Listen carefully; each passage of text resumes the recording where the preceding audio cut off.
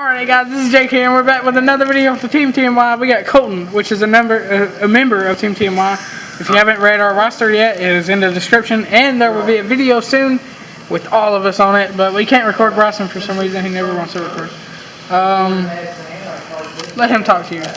Okay, before I say anything else, go ahead and click the bell next to around the subscribe button. That way you get notified of all of our upcoming videos. And also, if you haven't already, subscribe to our channel, like the video, and afterwards, by all means, comment.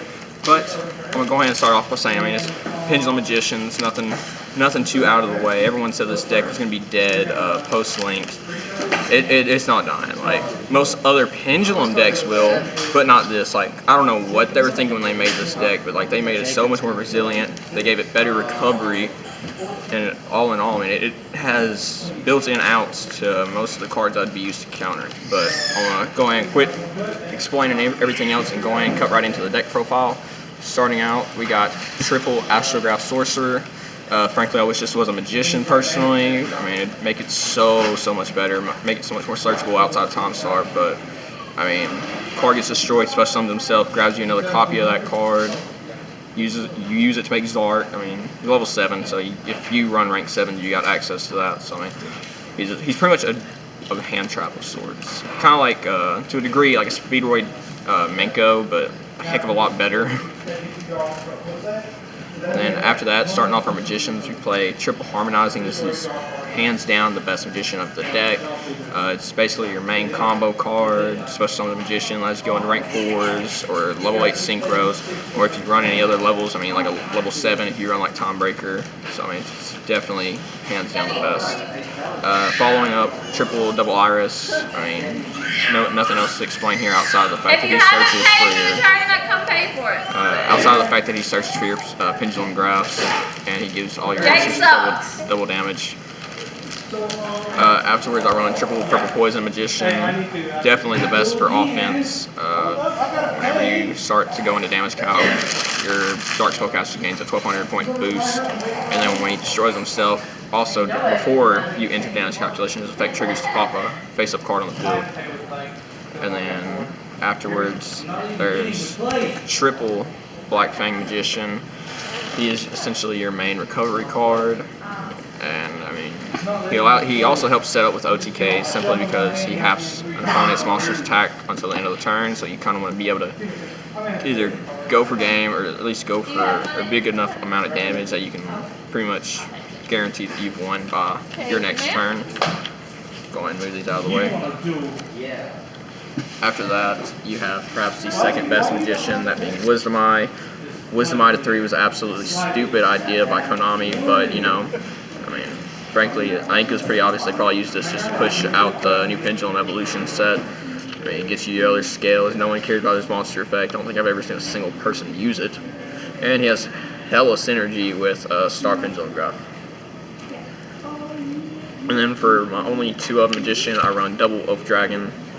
He's essentially your secondary recovery card. I mean, you can't Pendulum summon Harmonizing from the extra deck, so you have to use him to recycle your Harmonizings, or if you're afraid that one of your scales may get popped, you just use him, add back Wisdom Eye, or whatever other scale you would preferably want, and then it allows you to further your plays.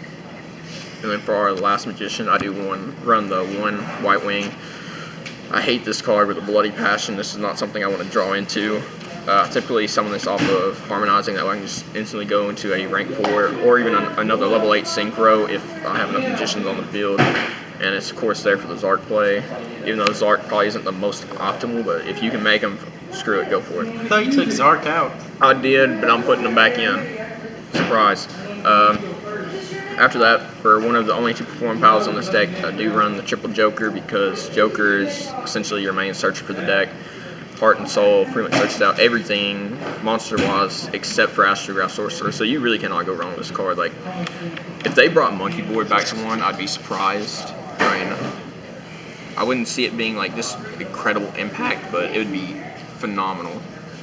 So I mean, it would give us 1 extra card to search off and complete scales. And then for our last Perform Pal, I do run the 1 Dissolver. I always swap up between this and Odd Eyes Fusion, simply because of the fact, like, I know there's combos you can use off him, like sending him with Star Tom. Like I know you can send him off of Star Tom, and then you can use Black Fang to special summon him back, or you can keep him in hand, kind of like a hand trap. And then after that, like it protects it from battle, and then for the next turn you can just like fuse into Odd Eyes Vortex. For the other two Odd Eyes monsters, I do run one copy of Persona for essentially just for what it is. I mean, it's 2400 body essentially in terms of defense. So you know he's pretty sturdy, and he can negate extra deck monster effects for a turn. So like going against Dryden, they try to pop something, you just chain this, negate it, and then you're golden at that point. You got to worry about the Dryden. And then for the last Odd Eyes, I am running one copy of Odd Eyes Pendulum Dragon. I mean, he's a searcher, but I don't like using him for the searching aspect. I like to use him strictly for the OTK purposes and the rank 7. I got an OT rare. Shut up, Logan. And then for hand traps, I run 3. I run the 1 Max C because it's Max C. I mean, he's probably going to get banned, but, you know. Or come back to 3, hopefully. Nah, if it happens, I'll be happy, but at the same time, I don't want. It's probably not the most healthy idea.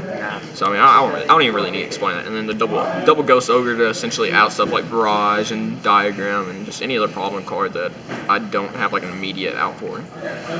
Because this deck don't have a lot of negates. Well, I mean, it's negates is essentially like in the extra deck monsters and in the traps. But after that, onto the spells, there was 30 monsters.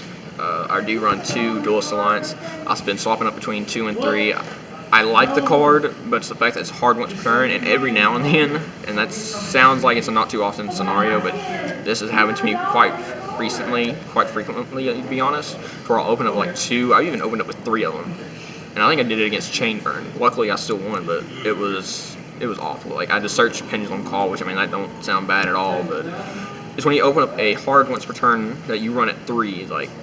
That's awful. Like that's the worst scenario you could ever get in. But you know, it's definitely one of the best searchers. And then for the next card, I do run double Sky Iris, simply because of the fact that I mean, you know, it searches out the Odd Eyes engine. It triggers all your Magician's destruction effects, and it protects your scales from opponent's card effects. The next spell is double Star Pendulum Graph. Essentially, definitely one of your main searchers if you got like Wisdom Eye and another Magician, or Sky Iris and just any other Magician. Like if you got Sky Iris and like Double Iris, you just pop Double Iris, search for whatever Odd Eyes card you're interested in needing for that scenario. It'll trigger this. You search out whatever Magician you don't currently have, and then Double Iris will search for your Tom Pendulum Graph. And then for the 1-ofs, I do run 1 Pendulum Call. Didn't they put that at 3? Yeah, but I can play it at 2 to 3, but it's the thought though that sometimes I want my scales to be destructible instead of indestructible, just so I can trigger their monster effects. So I'm keeping it at 1 for now. I'll probably bump it up later. I don't know. It depends on how everything goes. And then the Raigeki, because you know it's Raigeki. I don't need to explain. Then for the only 2 traps, there was 8 spells. For the only 2 traps, I do run double Tom Pendulum Graph. I mean, it's your main way of popping cards on the field. Combo it with Tom Star, and you know you just kind of go with it. And that was a 40. That was a 40 card main deck. So onto the extra deck, I run 1 Odd Eyes Vortex Dragon. You know, pretty basic. Bounce a card, negate stuff, recycle your resources. You know, it's a great card. Even now, I love it. And then for the last fusion, I run the 1 copy of Zark because, you know, it's Zark. I mean, you summon it, you blow up your opponent's field, and surely to God you've got game. If not, I mean, congratulations, you probably screwed up somewhere. And then for the only link monster I run 1 Deco Talker. The deck doesn't necessarily need the links, but if you can make it, great. If not, oh well, you've got other options.